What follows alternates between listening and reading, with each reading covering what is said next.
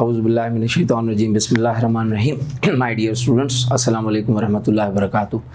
Today again we are meeting here at Superb Academy, Autobahn Road, Hyderabad, and the chapter which we started in our previous lecture was another very important chapter of chemistry first year syllabus, that is the atomic structure. बेटा इस chapter का introductory lecture हमने किया था, दो it was a shorter lecture, मगर उसमें मैंने आपको एटम के हवाले से कि भाई एटम जो वर्ड है वो ग्रीक लैंग्वेज के वर्ड एटोमॉस से निकला। सबसे पहले एटम के बारे में जो नज़रिया दिया गया वो एक ग्रीक फिलोसोफर था डेमोक्रिटस, उसने दिया। फिर उसको रोमन पोएट था ल्यूकीफॉस, उसने भी उसकी तायीद की। उसके बाद जॉन डाल्टन की एटॉमिक थ्योरी आई और आजकल एटम के बारे में क्या नज़रिया है कि भाई the complex organisation of matter and energy is called atom. फिर हमने ये पढ़ा कि भाई एटम में मुख्तलिफ ज़र्रात मौजूद हैं जिनको सब एटॉमिक पार्टिकल्स कहा जाता है, जिनमें electron, proton, neutron, positron, meson, hyperon, neutrino वगैरह वगैरह शामिल है। मगर चूंकि एटम का स्ट्रक्चर, एटम की प्रॉपर्टीज़ मेनली डिपेंड करती हैं इलेक्ट्रॉन, प्रोटॉन, न्यूट्रॉन के ऊपर, लिहाजा इस चैप्टर में हमारी जितनी भी बहस रहेगी, जितनी भी डिस्कशन रहेगी वो इन तीन ज़र्रात के हवाले से रहेगी।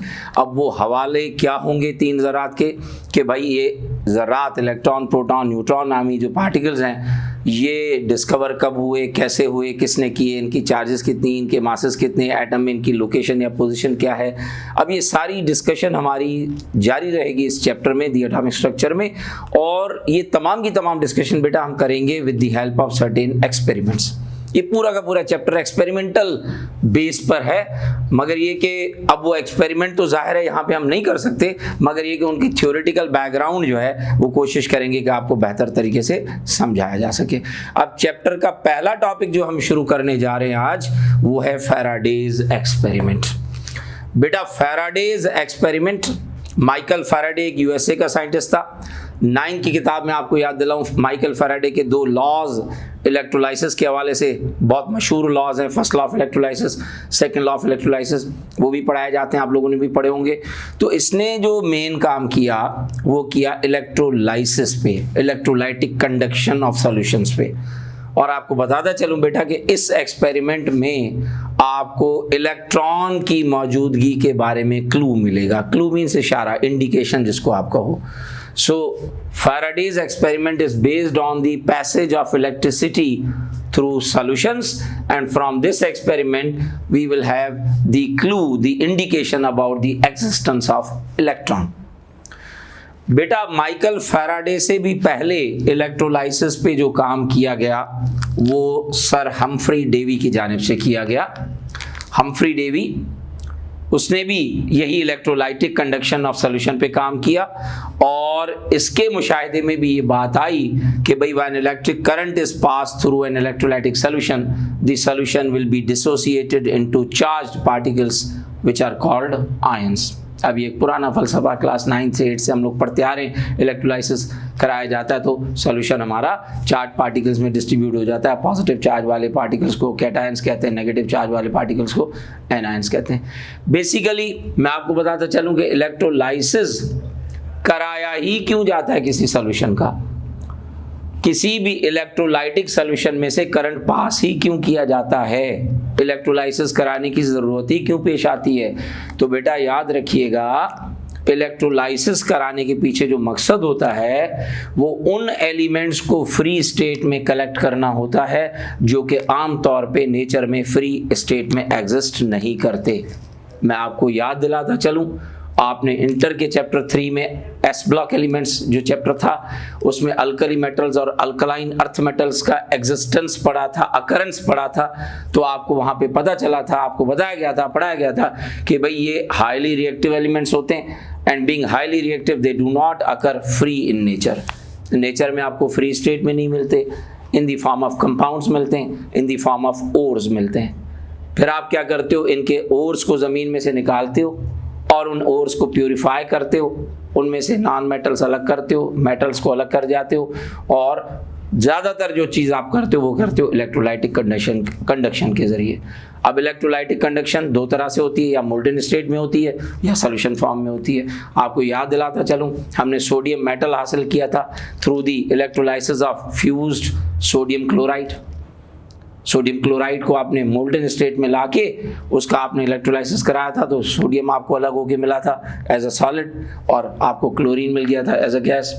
तो क्लोरीन भी हाईली रिएक्टिव एलिमेंट्स में शुमार होता है, सोडियम भी हाईली रिएक्टिव एलिमेंट्स में शुमार होता है। क्लोरीन का ताल्लुक 7A, सोडियम का ताल्लुक 1A। तो इन दोनों एलिमेंट्स को आपने सोडियम क्लोराइड का इलेक्ट्रोलाइसिस करा के अलग किया था, जो कि आमतौर पे नेचर में फ्री स्टेट में नहीं मिलते। तो इलेक्ट्रोलाइसिस किसी भी एलिमेंट को फ्री स्टेट में हासिल करने के लिए कराया जाता है उसके किसी कंपाउंड में से, क्योंकि वो आमतौर पे फ्री स्टेट में नहीं मिलता। ये मकसद होता है इलेक्ट्रोलाइसिस कराने का। और इलेक्ट्रोलाइसिस कराने के लिए जो एक इंस्ट्रूमेंट तैयार किया जाता है उसको कहा जाता है इलेक्ट्रोलाइटिक सेल। अब ये इलेक्ट्रोलाइटिक सेल आपने फर्स्ट ईयर के 7th चैप्टर में भी इलेक्ट्रोलाइसिस जब पढ़ा था तो ये आपको तफसील के साथ बताया था। ये एक मैंने डायग्राम आपके सामने इलेक्ट्रोलाइटिक सेल का बनाया हुआ है, जिसमें इलेक्ट्रोलाइटिक सोल्यूशन में आपने 2 मेटल प्लेट्स इंसर्ट किए हुए जिनको आप जनरली इलेक्ट्रोड्स कहते हो। इन इलेक्ट्रोड्स को आप वायर्स के जरिए कनेक्ट करते हो बैटरी के साथ। बैटरी के 2 टर्मिनल, पॉजिटिव और नेगेटिव टर्मिनल। जो इलेक्ट्रोड पॉजिटिव टर्मिनल से कनेक्ट होगा बैटरी के, उसके ऊपर पॉजिटिव चार्ज एनोड कहलाएगा। जो इलेक्ट्रोड नेगेटिव टर्मिनल बैटरी के साथ कनेक्ट होगा उसके ऊपर नेगेटिव चार्ज, वो कैथोड कहलाएगा। अब होगा क्या जब करंट पास होगा? मिसाल के तौर पे मैं इलेक्ट्रोलाइटिक सॉल्यूशन की बात करूं तो मैं सोडियम क्लोराइड की अगर बात करूं तो सोडियम क्लोराइड में से आपको सोडियम आयंस मिलेंगे बतौर कैटायंस, क्लोराइड आयन मिलेंगे बतौर एनायंस। जब करंट पास होगा तो सोडियम के जो कैटायंस होंगे वो माइग्रेट करना शुरू कर देंगे कैथोड के ऊपर, क्लोराइड के जो एनायंस होंगे वो शिफ्ट होना शुरू हो जाएंगे एनोड के ऊपर। होगा क्या? कैथोड के ऊपर जाके कैटायंस इलेक्ट्रॉन गेन करते हैं, रिडक्शन कहलाता है प्रोसेस, और इस तरह सोडियम आपको न्यूट्रल होके मिलेगा बतौर सॉलिड।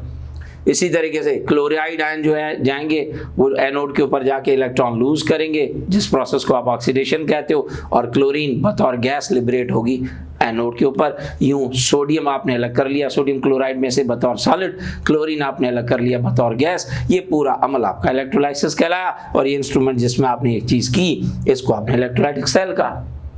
तो ये ही तजर्बा हम अभी डिस्कस करने जा रहे हैं, जो कि शुरू किया था हम्फ्री डेवी ने, और इस तजर्बे को तफसील के साथ जो बयान किया वो माइकल फैराडे था, जिसका ताल्लुक था यूएसए से। माइकल फैराडे ने भी बेटा यही चीज ऑब्जर्व की कि भाई जब इलेक्ट्रिक करंट पास कराया जाएगा किसी भी इलेक्ट्रोलाइटिक सॉल्यूशन में से तो वो टूटेगा, वो बट जाएगा चार्ज पार्टिकल्स में, और उन चार्ज पार्टिकल्स को आप आयंस कहोगे। आयंस 2 तरह के, पॉजिटिव चार्ज रखते हुए जो आयंस होंगे उनको कैटायंस कहा जाएगा, और नेगेटिव चार्ज जिनके ऊपर होगा वो एनायंस कहलाएंगे।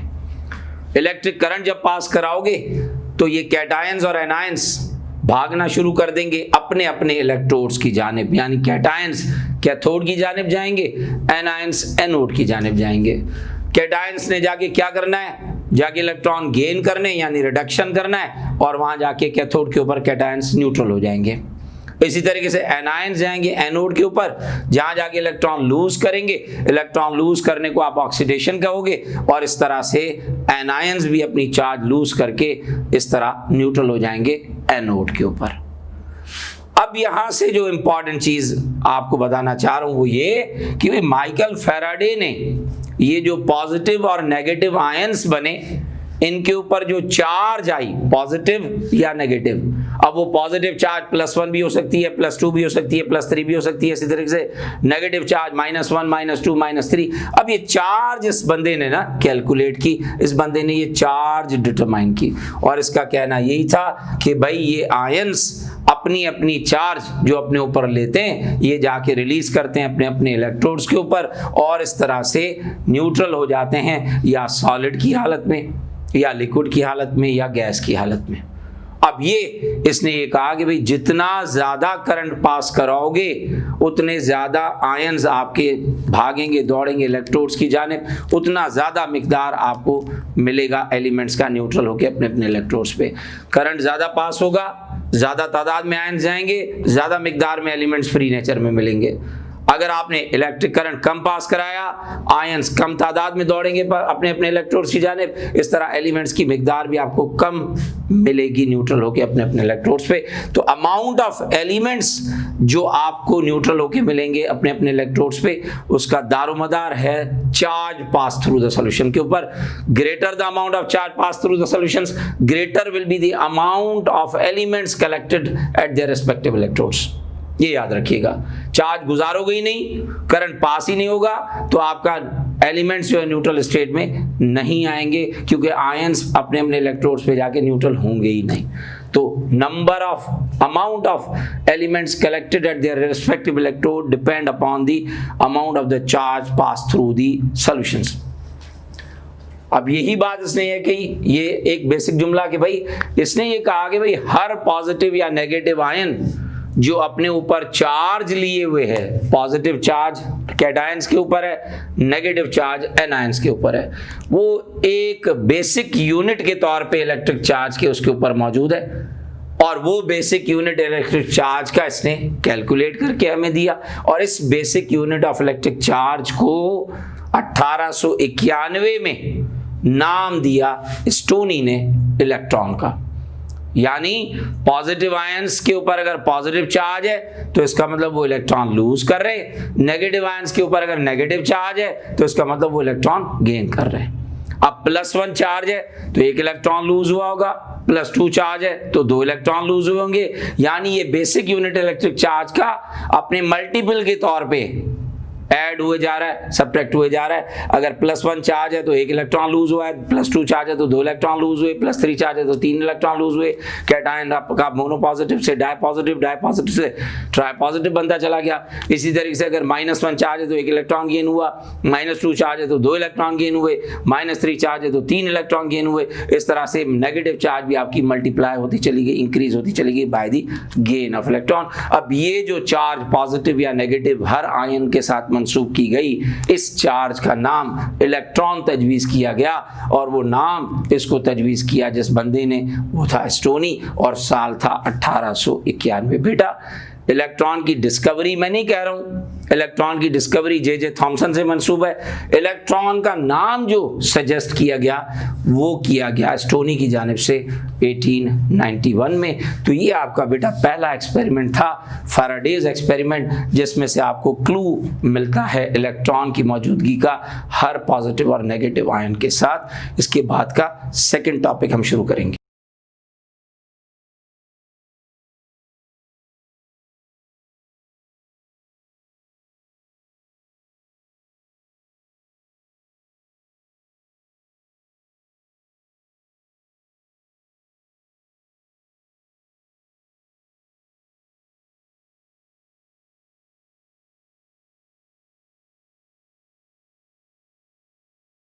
Dear students, another very important topic from chapter number 3 we are going to start right now, and that topic is Crookes tube experiment or gas discharge tube experiment। बेटा आपको बताता चलूं कि इस एक्सपेरिमेंट के ज़रिए आपको कैथोड रेज मिली थी, आपको पॉजिटिव रेज मिली थी। कैथोड रेज में से फिर हमें इलेक्ट्रॉन्स की डिस्कवरी पता चली थी, और पॉजिटिव रेज में से हमें प्रोटॉन की डिस्कवरी मिली थी। तो सिंपल टू से कि इस एक्सपेरिमेंट में से आपको डिस्कवरी ऑफ इलेक्ट्रॉन भी मिलेगी और डिस्कवरी ऑफ प्रोटॉन भी मिलेगी। प्रोटॉन मैंने इसलिए हेडिंग में नहीं लिखा क्योंकि वो फिर पॉजिटिव रे एक्सपेरिमेंट पढ़ेंगे जो गोल्डस्टीन ने किया था, उस पर बात होगी। फिल वक्त हम डिस्कवरी ऑफ इलेक्ट्रॉन के हवाले से गैस डिस्चार्ज ट्यूब एक्सपेरिमेंट को डिस्कस करने जा रहे हैं। ये एक्सपेरिमेंट शुरू जो किया एक जर्मन इंस्ट्रूमेंट मेकर था हेनरिच गैसलर, उसने शुरू किया, और इस एक्सपेरिमेंट को एक्सटेंड किया, इन डिटेल पढ़ा तो वो एक अंग्रेज साइंसदान था विलियम क्रूक्स। बेटा इस तजर्बे को करने के लिए एक ग्लास ट्यूब डिज़ाइन की गई, जो कि फिगर मैंने बनाई भी है, आपके साथ मैं डिस्कस करूंगा। उस ग्लास ट्यूब में 2 मेटल प्लेट्स जिनको आप इलेक्ट्रोड्स कहोगे वो फिट किए गए। इन दोनों मेटल प्लेट्स को कनेक्ट किया गया वायर्स के थ्रू एक हाई वोल्टेज सोर्स बैटरी के साथ। जो प्लेट पॉजिटिव टर्मिनल बैटरी के साथ कनेक्ट हुई उस पर पॉजिटिव चार्ज, जो नेगेटिव टर्मिनल बैटरी के साथ कनेक्ट हुई उस पर नेगेटिव चार्ज। नेगेटिव चार्ज वाली प्लेट को आप कैथोड कहोगे, पॉजिटिव चार्ज वाली प्लेट को आप एनोड कहोगे। ग्लास ट्यूब के साथ एक वैक्यूम पंप भी फिट किया गया ताकि ग्लास ट्यूब में से गैस का प्रेशर अपनी मर्जी के मुताबिक, ख्वाहिश के मुताबिक कम किया जा सके, डिक्रीज किया जा सके। ग्लास ट्यूब में शुरू में जो गैस भरी गई उसका pressure ordinary pressure, standard pressure पे मेंटेन किया गया, यानी 1 एटमॉस्फेयर या 760 टॉर या 760 मिलीमीटर या 76 सेंटीमीटर ऑफ मर्क्यूरी लेवल। अब ये जो चीज़ें मैंने आपको बताई ग्लास ट्यूब की कंस्ट्रक्शन के हवाले से, तो ये ग्लास ट्यूब की फिगर आपको नजर आएगी। इस ग्लास ट्यूब में आप देखोगे 2 प्लेट्स फिट की गई हैं जिनको वायर के जरिए कनेक्ट किया गया बैटरी के साथ। बैटरी के पॉजिटिव टर्मिनल के साथ जो प्लेट वो पॉजिटिव प्लेट एनोड, जो नेगेटिव प्लेट के साथ कनेक्ट वो नेगेटिव प्लेट कैथोड। ये ग्लोइंग गैस है जिसमें से आपने करंट पास कराना है, और ये वैक्यूम पंप का आउटलेट है जिससे आप गैस का प्रेशर रिड्यूस कराओगे ग्लास प्लेट में से। आपको पता है बेटा जी कि normally gases are considered to be non conductors of electricity, means they do not conduct electricity. मगर अगर आप गैस का प्रेशर घटाते चले जाओ, कम करते चले जाओ और वोल्टेज बढ़ाते चले जाओ, तो थोड़े प्रेशर पे आके गैस बिलाखिर कुछ ना कुछ स्पार्क प्रोड्यूस करती है, उसमें से करंट पास होता है। सो यही किया गया कि भाई no discharge was found to pass through the gas at ordinary pressure. तो इन्होंने क्या किया, इन्होंने आहिस्ता आहिस्ता वैक्यूम पंप के जरिए ग्लास ट्यूब में से गैस का प्रेशर घटाना शुरू कर दिया। गैस का प्रेशर घटता चला गया, गैस मॉलिक्यूल्स की तादाद ग्लास ट्यूब में से घटती चली गई, और ग्लास ट्यूब में से गैस मॉलिक्यूल्स की तादाद घटी तो बिलाखिर ग्लास ट्यूब में से करंट पास होना शुरू हो गया। अब पता ये चला कि प्रेशर घटाते घटाते 1 सेंटीमीटर मर्क्यूरी पे लाए तो ग्लास ट्यूब में स्पार्क यानी चमक पैदा होना शुरू हुई।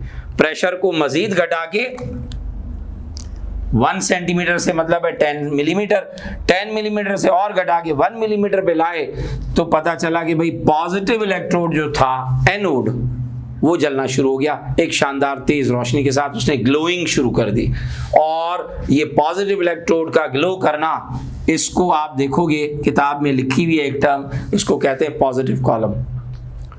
अगर कोई पूछे भाई व्हाट इज पॉजिटिव कॉलम, तो हम कहेंगे when the pressure inside the glass tube was reached at about 1 mm of mercury, the anode starts glowing and that glow produced at anode was named as positive column.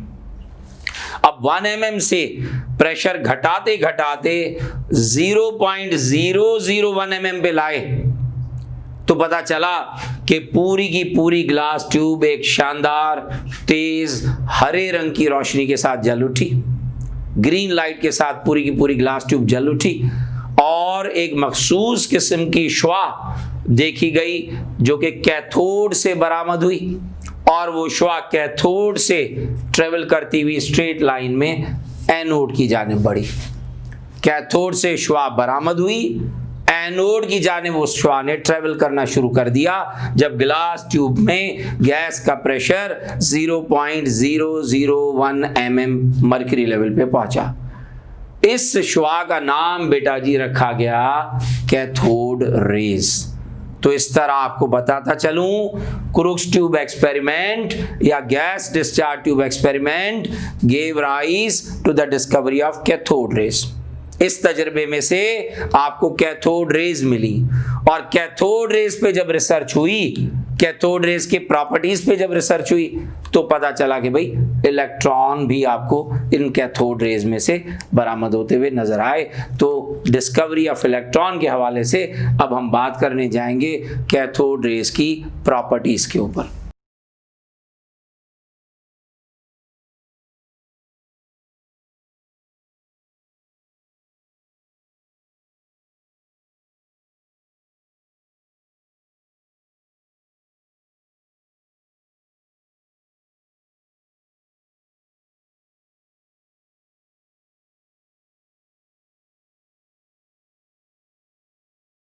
Dear students, moving ahead with the properties of cathode rays, आपको बताना चाह रहा हूँ कि cathode raise की जब discovery William crooks ने की, तो उस वक्त उस दौर में विलियम क्रूक्स के अलावा एटम के स्ट्रक्चर पे चंद और नाम जो काम कर रहे थे उनमें जे थॉमसन का नाम सर फहरिस्त आता है। जे थॉमसन के अलावा गोल्डस्टीन था, इसके अलावा हर्ट्ज था जिसके नाम से फ्रीक्वेंसी का यूनिट मंसूब है, लीनार्ड था, पेरन था, बहुत सारे और लोग थे जो कि एटम के स्ट्रक्चर पे काम कर रहे थे बशमूल विलियम क्रुक्स से। अब इन तमाम लोगों ने विलियम क्रुक्स की जो डिस्कवरी थी कैथोड रेस की, उसको प्रूव करने के लिए, उसको वेरीफाई करने के लिए अपने अपने तौर पे वही तजर्बा जो विलियम क्रुक्स ने किया उसको दोहराया। जे थॉमसन ने अपने तौर पे वही तजर्बा किया, लीनार्ड, हर्ट्ज, गोल्डस्टीन, हर आदमी ने वही एक्सपेरिमेंट जो विलियम क्रुक्स ने किया था कैथोड रेस की कंफर्मेशन के लिए, इन्होंने यही तजर्बा अलग अलग अपने तौर पे किया। मगर हर बंदे ने अपने अपने तजर्बे में दो चीज़ें अलग की। हर बंदे ने ग्लास ट्यूब के अंदर गैस की नेचर चेंज कर दी। एक आदमी ने गैस की नेचर अलग रखी, दूसरे ने अलग रखी, तीसरे ने अलग रखी, और हर बंदे ने ग्लास ट्यूब के अंदर कैथोड और एनोड की जो धात थी, मेटल था, उसकी नेचर भी चेंज कर दी। सिर्फ इस बात को साबित करने के लिए, तो कहीं ऐसा तो नहीं है कि भाई कोई ख़ास किस्म की गैस भरी जाए तो उसमें से कैथोड रेस निकलें, किसी और गैस में से ना निकलें, या किसी ख़ास मेटल का इलेक्ट्रोड इस्तेमाल किया जाए कैथोड तो कैथोड रेस इमर्ज हो, और कोई और मेटल हो तो उसमें से कैथोड रेस ना निकले। So every researcher, every scientist use his own glass tube, modified glass tube, using different type of gas, using different type of electrodes in it. नतीजा जो निकला उसको इन्होंने नाम दे दिया प्रॉपर्टीज ऑफ कैथोड रेस का।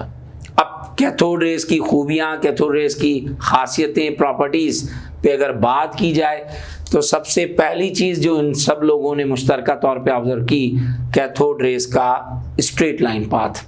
यानी इन्होंने ये ऑब्जर्व किया कि भाई cathode rays 0.001 mm mercury level पे जब प्रेशर पहुंचता है ग्लास ट्यूब के अंदर गैस का, तो कैथोड में से शुआएं निकलती हैं और वो स्ट्रेट लाइन में ट्रेवल करती हैं टुवर्ड्स एनोड।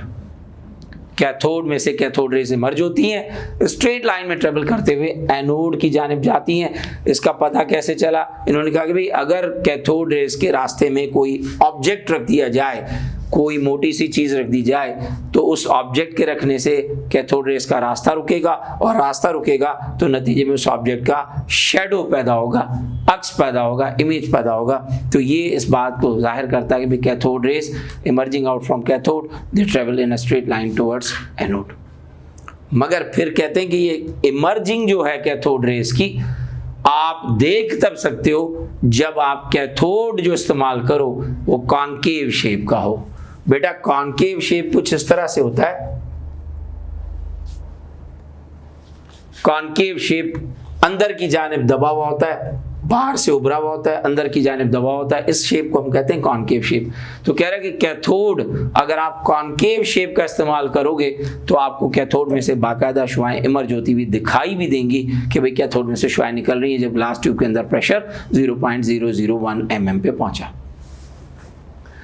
कह रहा है इन शुआओं का रास्ता मोड़ा जा सकता है, डिफ्लेक्ट किया जा सकता है अगर इनके रास्ते में कोई इलेक्ट्रोमैग्नेटिक फील्ड रख दी जाए, अगर कोई मकनातीसी कुव्वत रख दी जाए इन कैथोड रेस के रास्ते में, तो ये शुआएं सीधा जाने की बजाय towards the positive pole of magnet मुड़ जाती हैं। इनका पॉजिटिव पोल ऑफ मैग्नेट की जानिब मुड़ना जाहिर करता है कि ये शुआएं खुद बजाते खुद नेगेटिव चार्ज रखने वाली शुआएं हैं, इनके ऊपर चार्ज नेगेटिव है, इसीलिए इनका डिफ्लेक्शन, इनका मुड़ना जो पॉसिबल है वो towards the positive pole of magnet है।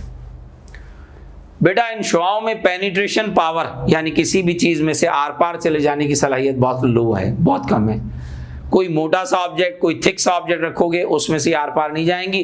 बहुत ही पतली सी बारीक सी कोई पन्नी रख दो, गोल्ड और एल्यूमिनियम फॉयल रख दो, फॉयल मींस पन्नी, तो ये उसमें से गुजर जाएंगी और उस पन्नी में कोई सुराख भी नहीं होगा। किसी मोटे ऑब्जेक्ट में से ये पेनिट्रेट नहीं कर सकती। किसी बारीक सी पन्नी में अगर वो एल्यूमिनियम की फॉयल है या गोल्ड की फॉयल है तो उसमें से आर पार चली जाती हैं और उस पन्नी में सुराख वगैरह भी नहीं होते। So they have very low penetration power. इसके अलावा इन शुआओं में मैकेनिकल प्रेशर होता है। कैसे पता चला? पता ऐसे चला कि इन्होंने कैथोड रेस के रास्ते में एक छोटा सा गोल व्हील रख दिया, स्मॉल पैडल व्हील रख दिया। अब छोटी सी गोल चक्री छोटा सा पैडल व्हील रखने से क्या हुआ, जब कैथोड रेस उस पैडल व्हील को हिट की तो पता चला वो पैडल व्हील जो रेस्ट में था, रुका हुआ था, साकित था, वो घूमना शुरू हो गया, चलना शुरू हो गया। अब व्हील बेटा दुनिया में सादा पहली मशीन है जो इजाद हुई थी। तो अब अगर एक मशीन कैथोड रेस के हिट करने से चलना शुरू हो जाती है तो इसका मतलब इन शुआओं में मैकेनिकल प्रेशर है। So these raise exert mechanical pressure. इसके अलावा ये भी बताया इन्होंने कि भाई कैथोड रेज में काइनेटिक एनर्जी मौजूद है। कैसे? कह रहे हैं कि जब कैथोड रेज किसी भी ऑब्जेक्ट को हिट करेंगी बशमूल ग्लास ट्यूब की वॉल्स के, किसी भी चीज़ से जब टकराएंगी कैथोड रेज तो वो गर्म हो जाती है, उसका टेम्परेचर बढ़ जाता है। और टेम्परेचर अगर किसी चीज़ का बढ़ रहा है कैथोड रेज के लगने से तो इसका मतलब cathode rays have kinetic energy as well. इन शुआओं में हर की तवानाई मौजूद है, काइनेटिक एनर्जी मौजूद है। बेटा इन शुआओं को देखा गया मुख्तलिफ गैसेस इस्तेमाल करके, मुख्तलिफ ग्लास ट्यूब में मेटल्स की नेचर चेंज करते हुए, तो पता यही चला कि भाई गैस कोई सी भी रख दो, मेटल किसी भी यूज़, कैथोड किसी भी मेटल का यूज़ कर लो, हर बार 0.001 mm मर्करी लेवल पे जब प्रेशर पहुंचा गैस का तो कैथोड में से शुआएं निकली। तो पता चला कि भाई कैथोड रेज जिन ज़र्रात से मिलकर बनी हैं उन ज़र्रात के ऊपर चार्ज भी फिक्स है और उन ज़रात का मास भी फिक्स है। यानी कहा जाए तो गलत ना होगा कि कैथोड रेज का charge to mass ratio independent होता है, डिपेंड नहीं करता ना नेचर ऑफ गैस के ऊपर ना नेचर ऑफ इलेक्ट्रोड्स के ऊपर। इन ज़रात का जो कि कैथोड रेज में मौजूद हैं charge to mass ratio fix होता है, चार्ज भी इनके ऊपर फिक्स, मास भी इनके ऊपर फिक्स, और इन ज़रात को नाम दिया गया इलेक्ट्रॉन्स का। यानी कैथोड रेज ऐसे ज़रात से मिलकर बनी जिनका चार्ज भी फिक्स है, जिनका मास भी फिक्स है, और ये ज़रात इलेक्ट्रॉन के नाम से मशहूर हुए। नाम हमने पढ़ा था कि भाई स्टोनी ने दिया था इन ज़रात को इलेक्ट्रॉन का नाम 1891 में।